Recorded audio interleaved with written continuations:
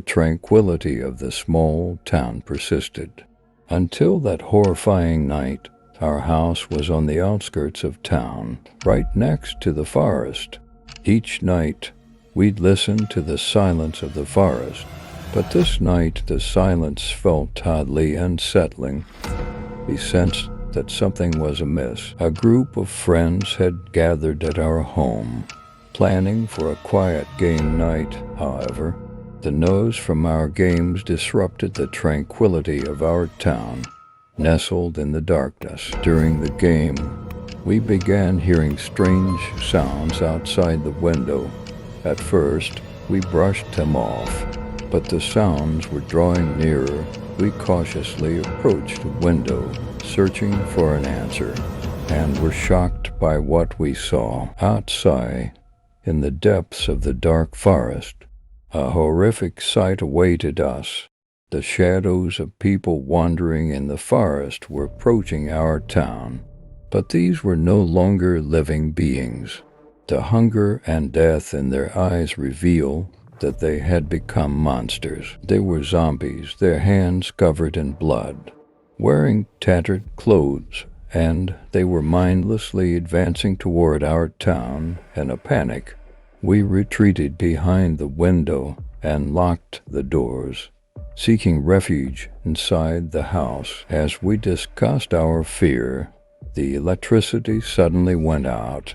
Now in darkness, we had no idea how to defend against the impending attack of these zombies. Our phones had no signal, leaving us unable to communicate with the outside world and the approaching threat. We headed upstairs in the house, opening a window to look down. As we peered below, we saw that the number of zombies in the darkness-shrouded streets of the town was increasing. It was clear that these zombies were hunting for prey, and this time, our house seemed to be their target. One of our friends decided to climb onto the roof and prepare to go into the town to seek help. However, we watched in horror as he was caught by the zombies that had followed his ascent.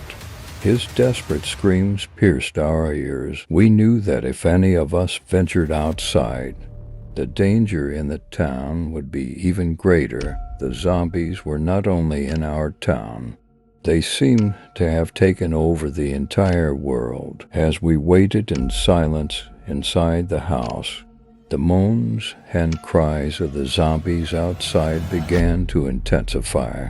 Dozens of eyes seemed to surround the house from every direction. Throughout the night, we remained trapped by these monsters, desperately awaiting the light of morning. But when morning arrived, the number of zombies had diminished. Perhaps we hoped something else had captured their attention during the night. However, as survivors, we knew that our struggle for survival marked the beginning of a new nightmare.